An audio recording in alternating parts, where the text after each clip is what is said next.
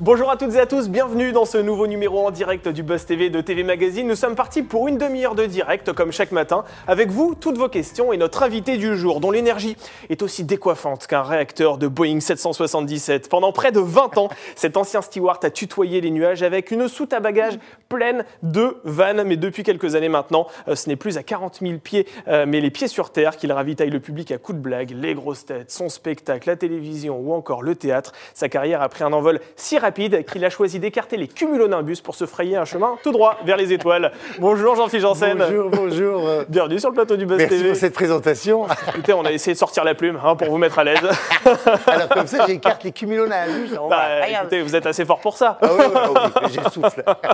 Jean-Philippe décolle, donc on le rappelle, c'est le nom de votre spectacle que W9 donc, diffuse ce soir. C'est à 21h05 que ça se passe. Donc dans ce seul en scène, vous y abordez votre ancienne vie de steward, aussi des choses un peu plus personnelles, notamment sur votre famille, votre mère aussi notamment, on y reviendra un peu tout à l'heure. Mais tout d'abord, je voulais vous poser cette question. Lorsque vous revoyez ces images et cette bande-annonce là qui défile à l'écran, cette scène du théâtre Sébastopol de Lille avec ces gens qui vous acclament, l'absence de masque, est-ce que vous avez un petit pincement au cœur quand même? Est-ce que vous sentez un petit peu de nostalgie? Déjà de revoir les images, ça fait énormément de bien, ouais. Mais ça paraît tellement loin, alors que c'est pas si loin. Ouais. Mais on a l'impression qu'on a déjà changé d'époque. Mais ça fait du bien. Et j'ai hâte, mon Dieu, qu'on revienne à cette période, parce que l'être humain est un animal social. On a besoin de se toucher, se voir, rigoler.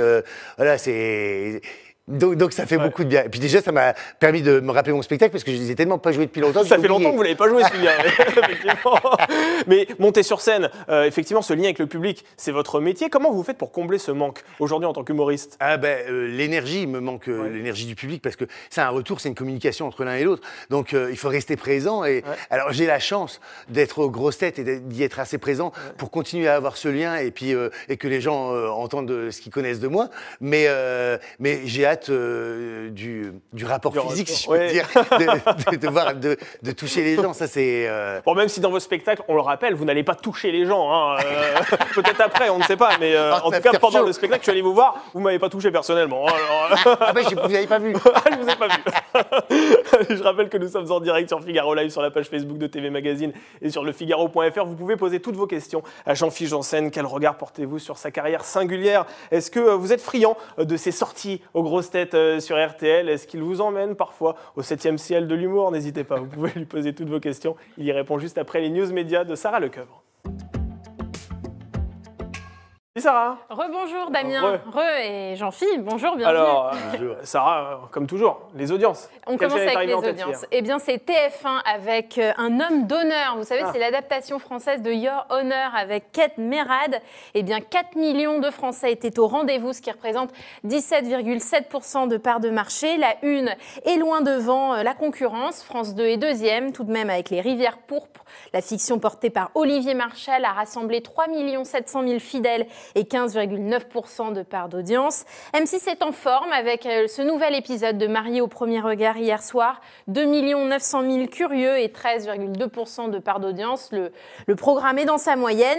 Et puis notons sur la TNT, France 5 qui est en tête grâce à l'hommage rendu à Bertrand Tavernier et la diffusion du film Coup de torchon avec Isabelle Huppert. 1,5 million de cinéphiles rassemblés et 6,4% du public. Alors le concept de Mariés au premier regard, je ne sais pas si vous connaissez, mais il est assez simple. Vous avez deux célibataires qui sont choisis sur la base de critères scientifiques et qui se rencontrent pour la toute première fois le jour de leur mariage à la mairie. Vous, c'est un concept qui vous parle? Vous regardez cette émission? Je trouve que télévisuellement, ça a du contenu. En tout cas, il se passe quelque chose.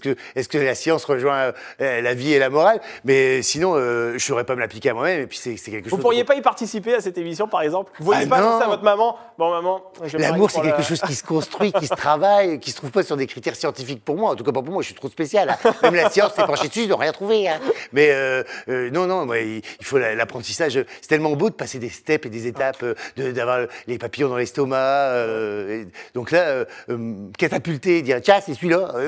Pour vous, l'amour n'est pas scientifique, c'est impalpable. Non, l'amour n'a rien de raisonné, donc c'est pas rationnel. C'est vrai, c'est vrai. On poursuit ces infos, Sarah, avec tout autre chose. Pierre Ménès qui réitère ses excuses aux consoeurs qu'il a pu heurter par ses gestes déplacés. Oui, alors vous le savez, le chroniqueur sportif est dans la tourmente depuis une semaine et la diffusion du documentaire de Marie Portolano, « Je ne suis pas une salope, je suis journaliste », c'était sur Canal+.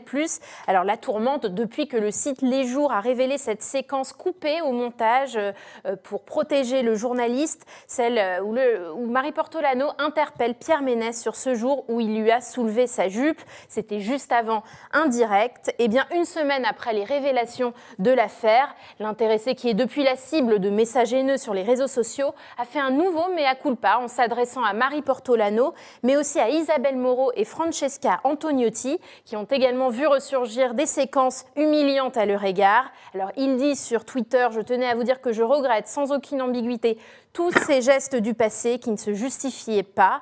Alors, à noter qu'une enquête a été ouverte en interne au sein de Canal+. Après les premières excuses de Pierre Ménès, c'était sur le plateau de Cyril Hanouna la semaine dernière dans Touche pas à mon poste.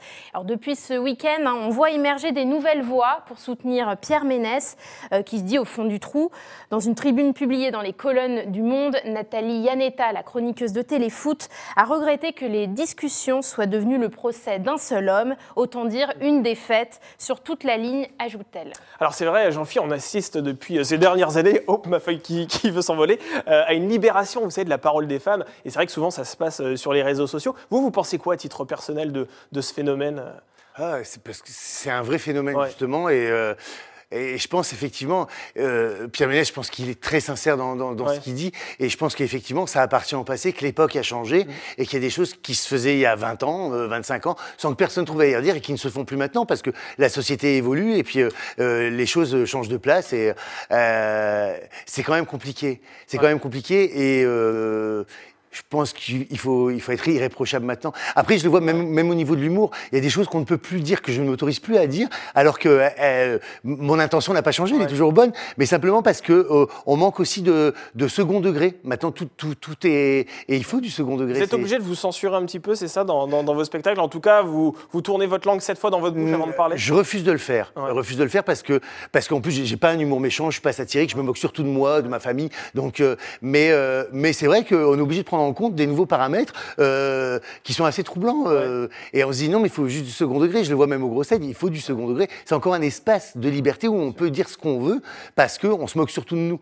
Mais parce qu'on peut se moquer des autres si on arrive à se moquer de soi-même. Et comment vous expliquez que le second degré soit aujourd'hui pris comme du premier degré? C'est vrai que vous, en tant qu'humoriste, parfois on va croire que vos propos en fait sont une tribune politique alors qu'en réalité vous plaisantez, vous êtes sur scène, vous pensez pas forcément ce que vous dites. Et je comprends pas pourquoi ce manque de discernement entre le second et le premier degré. Je sais pas, je pense qu'il y a je sais pas. Les gens sont tendus. Oui, déjà, parce que le contexte est compliqué pour tout le monde, hein, mais par exemple, je sais pas, moi qui suis homo, quand on me dit tarlouse, je vois très bien à la voix et au ton de celui qui l'emploie si c'est une insulte ou si c'est une blague. C'est ça le second degré. Mais voilà, et après c'est du cas par cas, c'est tellement compliqué. Et puis, mais bon, c'est vrai que la société s'est lissée et puis qu'on a tous besoin d'attention, de réconfort, et donc les agressions, les mini-agressions, tout ce qui irrite, on essaye de l'éviter. Ouais, et bien sûr, mais c'est vrai que c'est intéressant ce que vous dites, parce que par exemple, Pierre Ménès, en l'occurrence, il a sans doute fait effectivement des actes moralement condamnables, mais son nom a été effectivement livré en pâture sur les réseaux sociaux, et depuis on assiste à un véritable lynchage. Et c'est un jugement médiatique avant le jugement de la justice. Et ça vous effraie, parce que en tant que citoyen, c'est vrai que c'est compliqué, on a l'habitude d'être jugé par la justice, et aujourd'hui, en fait, vous êtes socialement jugé par les réseaux sociaux. On est livré, et ça peut faire beaucoup de dégâts sur une vie. Moi, j'ai un exemple qui n'a rien à voir, mais quand j'ai fait Danse avec les stars, où j'ai été sauvé par le public pour rester sur la piste de danse, alors que j'étais moins bon que certains, mais non, mais c'est le public qui me sauvait. C'est les règles du jeu. Donc, il y avait quand même des puristes de la danse qui n'appréciaient pas que je reste sur le parquet aussi longtemps, et donc j'ai eu un relent d'homophobie à ce moment-là sur Twitter, planète de haters pour moi, et là j'ai été personnellement atteint. Donc et c'était médiatique, donc je me dis, c'est vraiment bizarre. Mais c'est difficile de faire votre métier sans être touché par ces réseaux sociaux? Vous arrivez à vous en protéger? Oui, et puis après, vous savez, qu'on parle de vous en bien ou qu'on parle de vous en mal, on parle de vous. Vous ne laissez pas différent. Oui, c'est ça, c'est le principal. Et après, j'ai moi et ma conscience, quand je me regarde dans la glace, je sais que je n'ai rien fait de mal. Voilà, c'est ça. Donc, mais après, je crois qu'il faut mettre une petite barrière et un peu se blinder. Oui. Ouais, complètement. Après, on est moins attentif. Au début, on prend tout personnellement, puis après, on est moins attentif. Allez, on va rester un petit peu dans l'univers du spectacle, Sarah, parce qu'on va parler maintenant de France Télévisions qui a décidé de renoncer à la cérémonie des Molières. Oui, le Parisien a révélé l'information hier soir. Il n'y aura pas de cérémonie cette année. La 33e édition passe à la trappe. Michel Field, le directeur du pôle culture de France Télévisions, s'est exprimé sur le sujet il y a quelques jours en marge de la captation d'une pièce de théâtre. On se dit que ça n'aurait pas de sens de faire des Molières sur une saison où il n'y a pas eu de pièce, a-t-il expliqué. Alors en contrepartie, il promet de consacrer un printemps du théâtre à la télé avec un prime par soir sur toutes les antennes du groupe du service public. Alors difficile toutefois de contenter l'association des Molières qui est forcément déçue bien sûr par cette décision. Elle croyait encore pouvoir convaincre le diffuseur de la nécessité d'une telle soirée, précisent nos confrères, donc sans succès. Mais à l'heure où effectivement les salles de spectacle et les théâtres restent porte close à cause justement des mesures du gouvernement, est-ce que c'était pas le moment d'organiser une soirée pour montrer que non, le théâtre... Ouais, mais en même temps, ça aurait été une cérémonie décalée et bien fade parce que n'y a pas eu de saison théâtrale, la situation est celle qu'on connaît. Ouais. Donc je trouve ça bien, un printemps du théâtre, de rendre hommage au théâtre et de le faire vivre différemment, mais une cérémonie solennelle, boum, c'est... Ça aurait été un peu trop solennel, peut-être un peu comme les Césars qui a eu une tournure particulièrement politique cette année. C'était très austère. Vous l'avez regardé ? Oui. Ça vous a fait rire, vous ? Ah oui, j'ai fait des farandoles, j'ai trouvé ça... ça vous avez sorti les chapeaux à pointe et les cotillons ce soir-là. Non, ça m'a pas fait rire, c'était bizarre, c'était très bizarre, c'était très politisé, et non, ça doit rester du show, du spectacle et du divertissement. Vous trouvez que, comme Roselyne Bachelot l'avait déclaré sur RTL, que les artistes ont un peu piétiné leur outil de travail ce soir-là ou vous trouvez Ils avaient un message à faire passer, c'est normal, mais on a tous un message à faire passer, la situation est compliquée pour tout le monde, et c'était bien de le dire, mais de marteler tout le long, c'était peut-être pas nécessaire. C'était peut-être un peu lourd, effectivement. Ouais, je pense. Bon, on va parler de toute autre chose, mais qui n'est pas lourd du tout, rassurez-vous, c'est le spectacle de Jean-Philippe Janssen. Celui-là, il est savoureux, on en parle tout de suite dans l'interview du Buzz TV.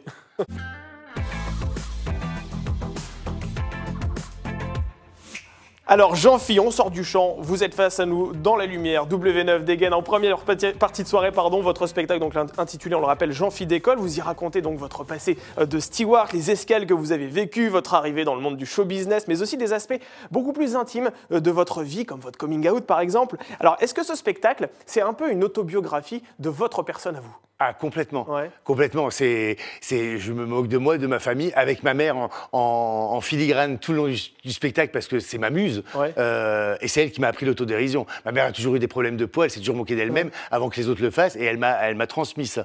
Et d'ailleurs, quand j'ai commencé à faire des sketchs et à écrire sur eux, je leur soumettais ce que j'écrivais. Et ma mère disait toujours, tu sais gamin, si que tu me dézingues, ça fait rigoler, vas-y dézingue. Alors ça, c'est assez fou parce qu'effectivement, ce qui est frappant dans notre spectacle, c'est votre mère, elle se prend cher durant tout le spectacle. Alors vraiment, vous l'épargnez pas, votre mère. Comment est-ce qu'elle a réagi lorsqu'elle a découvert votre spectacle la première fois ? Est-ce qu'elle a été vexée à un moment donné ou au contraire pas du tout ? Elle a beaucoup d'autodérision. Ah non, elle était fière. Et puis c'est déjà des choses que je racontais au repas de famille, quand il y avait du monde. Je la mettais toujours en avant. C'est une façon de la mettre en avant. C'est un gros message d'amour. Et ma mère fait pareil avec moi. Donc ils sont très contents. Et ma mère, quand elle est dans la salle, je la fais toujours monter sur scène à la fin parce que les gens veulent voir de qui je parle. Elle est vedette avant moi, ma mère. Je t'assure.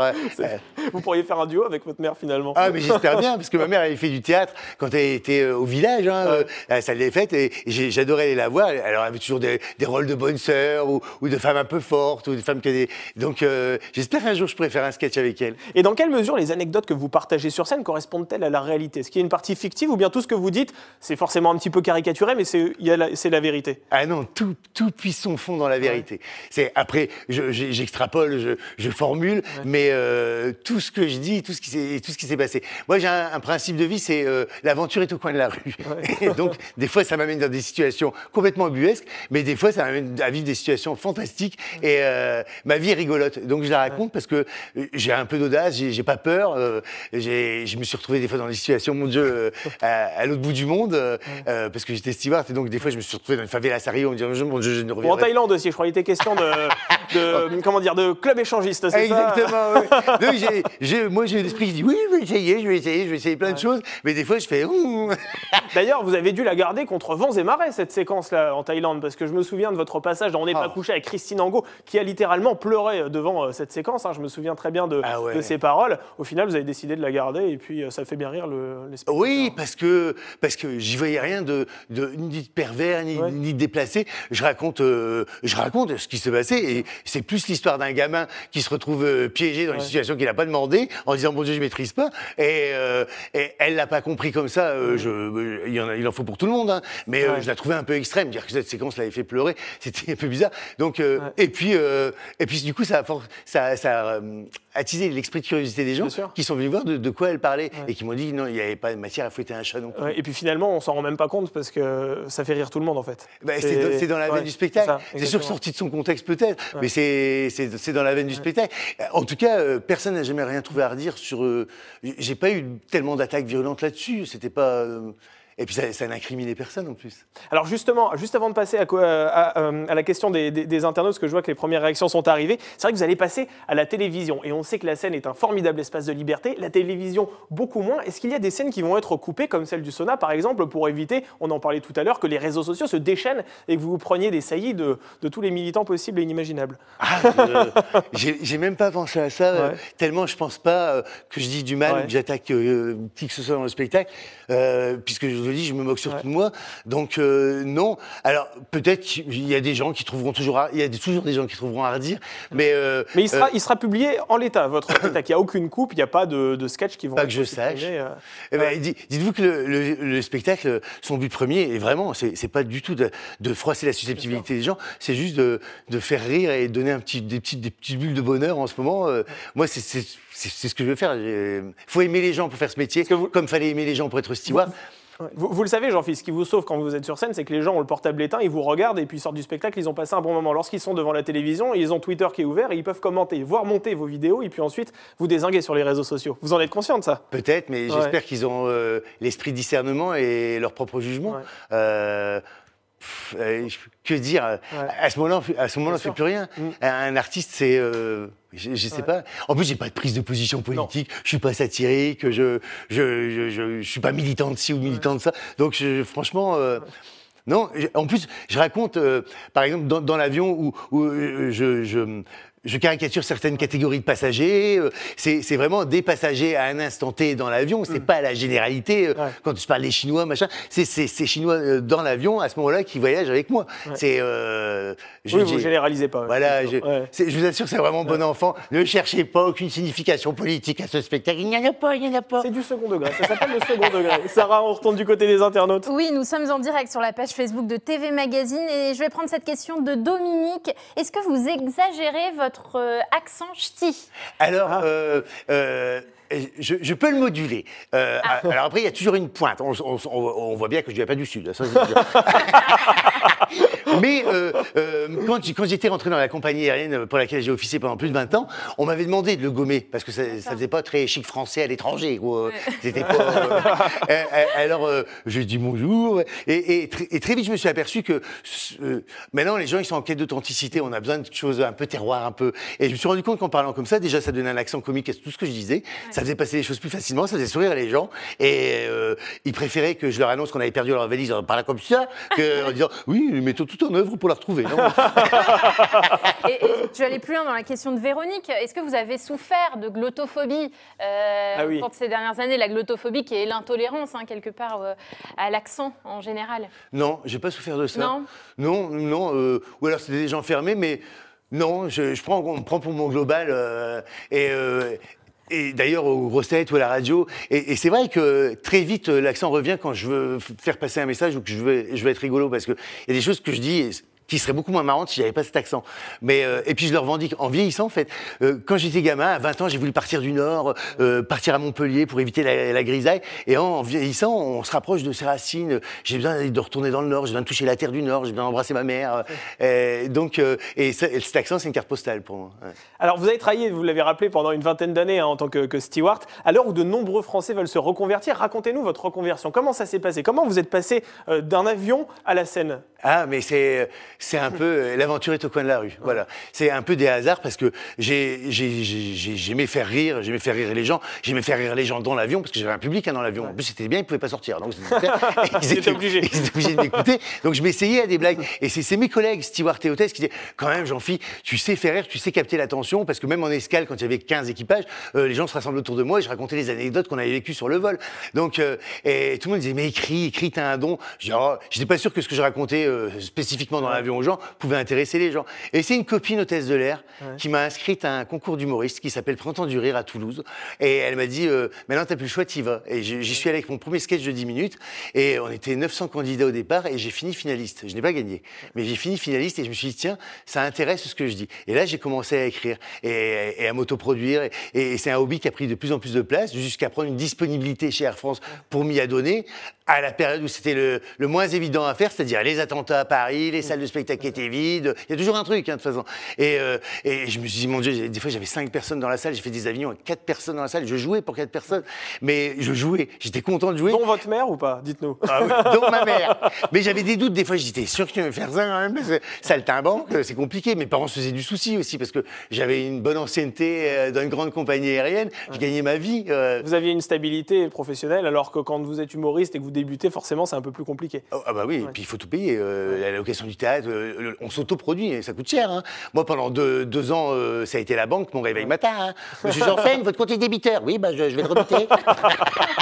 Il faut bloquer des numéros, Jean-Philippe. C'était compliqué, c'est vrai que c'était compliqué et j'ai eu beaucoup de doutes. Mais il y avait un truc en moi, une petite femme qui dit non, j'ai encore même s'il y a 4 personnes, je veux que ces 4 personnes rigolent. Donc il faut juste trouver le moyen de me faire connaître. Ouais. Alors, l'une de vos premières scènes, hein, si j'ose dire, c'était un plateau de télévision, À prendre ou à laisser, sur TF1. Vous avez fait partie des candidats de ce jeu où on rappelle, on doit ouvrir des boîtes dans lesquelles se trouve une somme d'argent. Ce jeu, à l'époque, était animé par Arthur. Et il était très client de vos vannes. Est-ce que vous avez gardé contact avec lui? Vous êtes toujours, vous débriefez un petit peu de ce parcours que vous avez eu, qui est singulier. À l'époque, personne ne vous connaissait? Ah non, on ne me connaissait pas. Et puis moi, j'étais steward et j'avais pas du tout de velléité d'artiste. Je faisais ce jeu parce que je me disais quand même, ce jeu, c'est con, faut ouvrir des boîtes, de l'argent dedans, tu gagnes. On peut gagner un peu. Vous avez gagné 75 000 € quand même, je crois. Et puis il fallait pas réfléchir, il fallait juste ouvrir des boîtes. À question pour un champion, il fallait te percaler, tu repartais avec un dictionnaire. Non, je vais faire ça. Il n'y a pas les mêmes moyens, disons. Et j'avais fait ça, et au casting, j'avais été pris parce qu'on avait remarqué que j'aimais bien faire rire la galerie. Et on m'a gardé longtemps sur le plateau parce que j'amusais Arthur et que j'avais toujours la petite vanne. Mais c'est là, c'est là où j'ai appris le regard des caméras et je dis tiens, ça me plaît aussi. Mais après Arthur, moi j'ai repris ma vie de steward et voilà. Mais quand Danny Boone m'a fait tourner dans La Petite Famille, et Danny Boone est le meilleur ami d'Arthur, à l'avant-première, j'ai vu Arthur et qui m'a dit ah, c'est donc vous, Jean-Philippe Janssen. Donc il n'avait pas fait le rapprochement. Et je lui dis mais nous avons un passé commun, on s'était rencontrés. Et là, il a tout de suite tilté. Et elle dit c'est incroyable. Il dit j'étais sûr que ça se finirait sur des planches. Sarah, on retourne du côté des internautes. Oui, je prends cette question de Jean-Marc. Est-ce que vous vivez toujours dans l'appartement trouvé par Stéphane Plaza? Et si oui, comment vous vous y sentez? Alors, je vis dans l'appartement que Stéphane Plaza m'a trouvé. Je m'y sens hyper bien. Je suis en face du Sacré-Cœur. Ouais. Donc, ça me rend serein, le Sacré-Cœur. C'est Dieu et moi, vous comprenez? Donc, non, j'y suis très bien. Le quartier, tout, rien à dire. Ah, il m'a trouvé la perle. Il a soigné son copain. Il n'y a pas eu de vis de forme, si j'ose dire, de vis cachée dans l'appartement, non? À l'usure, je vous le dirais, mais non. Pour l'instant, il y a tout qui est impeccable. Même le voisinage, les gens sont impeccables. Hein. Tout à l'heure, on en parlait, Jean-Philippe, un petit peu en introduction, au début de cette émission. C'est vrai que les théâtres et les salles de spectacle sont fermés depuis très exactement 5 mois et 1 jour. Hein, c'était le 29 octobre. Est-ce que vous pensez que votre métier, aujourd'hui, il est en danger de mort? Oh non, je dirais pas danger de mort parce qu'en plus je suis un éternel optimiste. Donc pour moi, c'est une période qui doit nous permettre de nous remettre en question et de changer certainement des choses parce qu'on n'en arrive pas là comme ça. Mais peut-être c'est un métier qui va avoir une renaissance et vivre différemment. Ouais. Mais on est des animaux sociaux. Les gens ont besoin d'aller voir des spectacles, de se détendre. Nous, on a besoin du public. Ça, c'est inaliénable. On peut pas supprimer ça. Je vois même ces nouveaux trucs qui se développent là en streaming, machin. C'est quand même pas pareil. Oui, j'allais vous poser cette question parce que la preuve avec la diffusion de votre spectacle à la télévision, on voit que le petit écran peut devenir une sorte de planche de salut provisoire face à cette crise. Il y a également, comme vous venez de le rappeler, des spectacles digitaux. Éric Antoine en avait fait un, de spectacle de magie. Vous pensez que l'avenir, ça se trouve là? Non. Ça se trouve sur le digital? Non, je pense que c'est juste une adaptation momentanée, mais que cette période passera, parce que je suis optimiste, et qu'à ce moment-là, on aura tous envie d'oublier tout ce qui s'est passé. On n'en parlera plus. Des fois, j'ai des absences quand même, des questions métaphysiques, ça m'arrive. Quand je prends le taxi pour aller à RTL, machin. Et je regarde dans la rue et je dis... 2021, est-ce qu'on s'imaginait 2021 avec des gens comme ça, avec des masques ça fait peur quand on a l'impression d'être dans un film de science-fiction quand même. Hein. Vous êtes dans District Z, on en parlait hors caméra. C'est ça. Et parce que les gens, en plus, on sent une chape de plomb parce que c'est dur pour tout le monde et on se dit non, on peut pas rester comme ça, on pourra pas rester comme ça et on a besoin de vivre. Donc vite, les solutions se trouvent, on avance. Par rapport à qui aurait dit il y a un an qu'il y aurait un vaccin. Donc voilà, les choses avancent et il faut en tirer des leçons, faire attention, en tirer des principes de précaution, mais il faut qu'on revienne vite à la normale quand même. Hein. On a besoin de faire l'amour, de se serrer, de s'embrasser. Bien sûr. Faire des bisous. Bon, ça n'empêche pas, vous savez. Il faut faire un test PCR avant, c'est tout. Oui, mais embrasser avec un masque, c'est compliqué. Hein. C'est compliqué, c'est vrai. Allez, on va parler des grosses têtes, mais juste avant, on va retourner du côté des internautes. Oui, et alors je vais lire cette question d'Annette. Vous n'avez jamais caché avoir eu recours à la chirurgie esthétique. Pour quelle raison ? Parce que j'assume tout et toujours dans la lignée de l'autodérision, je préfère faire les vannes avant qu'on me les fasse. Et c'est pas de la chirurgie en plus, parce que la chirurgie, c'est un coup de bistouri, c'est une opération, c'est chirurgie. Là, c'est de la médecine, donc c'est des produits injectés, résorbables. Et parce que j'en ai toujours ri, parce que moi, je veux pas rester jeune, je veux rester frais. Voilà. Je veux rester frais. Pourquoi ? Parce que je dois avoir l'air fatigué, parce que je commence à avoir de l'âge. Donc, mais pendant un moment, on peut vite se perdre. C'est-à-dire que on va chez le médecin, il remplace un trou par une bosse, on trouve ça génial. Hein. Alors, et après, on veut des bosses partout. Et à un moment, on ne sait plus doser parce que si vous n'avez pas un bon médecin qui vous conseille, et c'est vrai qu'à un moment, ça commence à se voir et qu'il y a des gens qui disaient mais qu'est-ce que t'as fait ? J'avais des joues, quand je souriais, on les voyait derrière quand même. À ce point. Donc après, il faut juste trouver le juste équilibre, moduler, et puis ça va. Mais c'était juste rester frais. J'ai la peur de vieillir, hein, c'est un manque de confiance en moi. Pourquoi vous avez ce manque de confiance en vous, ce temps qui passe ? J'ai toujours eu des complexes physiquement, parce que quand j'étais jeune, j'avais des problèmes de surpoids. Après, c'est rentré dans l'ordre. Après, j'ai eu l'acné, comme tout le monde. Hein, puis alors moi, bien vulgaire. Hein. Ouais. Et donc, rire, c'était une façon de séduire sans avoir à jouer sur l'aspect physique. Donc, et l'autodérision aussi. Quelqu'un qui se prend pas au sérieux, on lui donne un plus bel accueil que quelqu'un qui est prétentieux. Donc, je me prenais pas au sérieux et voilà. Mais quelqu'un qui fait ça, c'est qui n'a pas confiance en lui. Enfin, le Jean-Phi de la scène a beaucoup plus d'assurance que le Jean-Phi perso. C'est vrai, quand on vous voit sur scène, quand on vous voit sur scène, on a l'impression que rien ne peut vous effleurer, alors qu'en fait, vous dites que vous avez un manque de confiance en vous. Oui, je suis un grand romantique, je suis timide. Hein. Moi, je suis Laura Ingalls quand je vais draguer. Hein. Et bonjour. Allez-y avec une GoPro la prochaine fois. On a envie de voir comment ça se passe. On demande à voir. Alors, vous faites également partie de la bande de Laurent Ruquier dans Les Grosses Têtes sur RTL. Quelle place occupez-vous dans cette équipe ? Parce que c'est vrai que vous avez chacun une petite personnalité. Vous, c'est quoi votre rôle dans cette émission ? Moi, on m'a pas pris pour la culture. Oh, vous êtes dur avec vous-même, vous êtes dur. Non, et puis au fur et à mesure, on apprend. Mais je pense qu'on a tous un rôle. Et puis c'est un panel de société, cette émission. Et donc... moi, on sait que je vais. Laurent Ruquier me lance sur des anecdotes. Il sait que je vais y aller. Oui. Il sait que j'ai pas peur, justement, de me moquer de moi. Vous connaissez bien. J'y vais, je raconte et des fois je sors de là, je dis, oh, je me suis encore bien mis en valeur aujourd'hui. Mais j'adore et puis c'est. À force, on se connaît tous, donc il y a une espèce de jeu de table qui se fait, c'est un ping-pong. Hein. On se connaît tellement bien que la répartie fuse. Alors, l'une de vos anciennes camarades, on l'a dit tout à l'heure, c'est Roselyne Bachelot, l'actuelle ministre de la Culture. Bon, on sait tous qu'elle est malheureusement à l'hôpital aujourd'hui à cause du Covid-19. Vous avez des nouvelles rassurantes d'elle ? Vous les avez pu échanger un peu de textos vous êtes toujours en contact avec ? Oui, on est toujours en contact. Non, je n'ai pas de texto parce que je pense que la pauvre, elle doit crouler sur les messages et qu'à mon avis, voilà. Mais...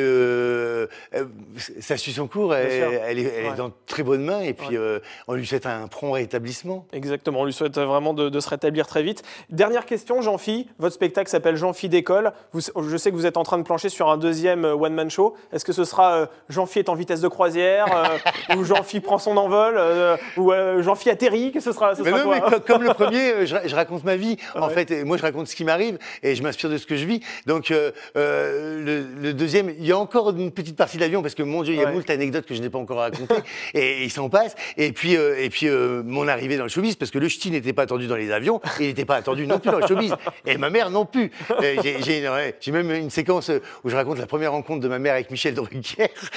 Michel Drucker s'en souvient encore.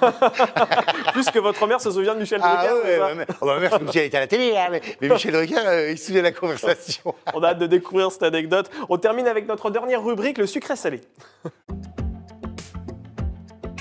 On va faire ça rapidement, sucré-salé, c'est une petite torture. On vous soumet 2 propositions, il faut que vous n'en choisissiez qu'une. Vous allez voir, c'est assez compliqué. Est-ce que c'est plutôt Stéphane Plaza ou Laurent Ruquier? Je sais que c'est pas facile. Entre les deux. Avec qui vous partez en vacances? Avec les deux, de toute façon, parce qu'on part en vacances ensemble. Ah, c'est dur. Stéphane Plaza, c'est mon grand frère. Ouais, c'est celui avec qui vous avez fait vos débuts à la télé aussi. Et qui m'a toujours poussé. Même quand je lui disais, Stéphane, il faut que je remonte dans les avions, il n'y a personne dans le théâtre. Il dit, non, tu continues. Non. Donc, il a été vraiment important dans ma détermination à continuer. C'est votre ange gardien un peu, ouais. Ça s'oublie pas, ouais. Jean Benguigui ou Jean-Luc Lemoyne, 2 humoristes? Ah, Jean Benguigui, parce que j'aime les deux. De toute façon, c'est un truc pour avoir des soucis, ça va. Bien sûr, mais c'est un truc pour qu'on s'engueule avec les gens. En fait, si vous voulez, vous donnez un nom et puis on envoie la vidéo à l'autre. Oui, je comprends bien. Alors, Jean Benguigui, parce que j'ai une réelle affection pour lui, et puis c'est quelqu'un que j'admire en tant que comédien, et puis là, il est tellement vif, même bien. La scène ou la radio? À choisir, il n'en restait qu'un. C'est entre le camembert et le gruyère. Oh bah moi je peux dire. J'aime la radio, parce qu'en plus la radio nourrit la scène parce que je dis des choses, ça fait mes ménages, donc je garde des choses pour la scène après parce que des fois je sors des perles quand même. Allez, on va terminer avec steward ou humoriste? Humoriste. Humoriste quand même. Ouais. Et votre métier de steward finalement nourrit aussi votre métier Mais d'humoriste. steward, c'était déjà du théâtre, vous savez. Et on a un uniforme, on représente une compagnie, il y a des rideaux, on est chariot, on joue un rôle. Et humoriste, c'est ma reconversion et il y a moins de décalage horaire.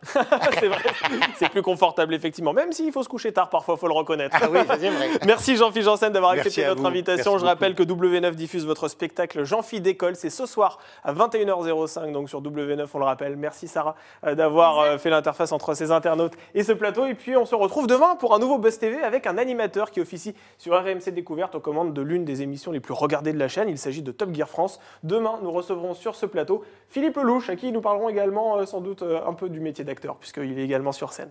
En attendant, je vous souhaite une excellente journée et je vous dis à demain pour un nouveau Buzz TV.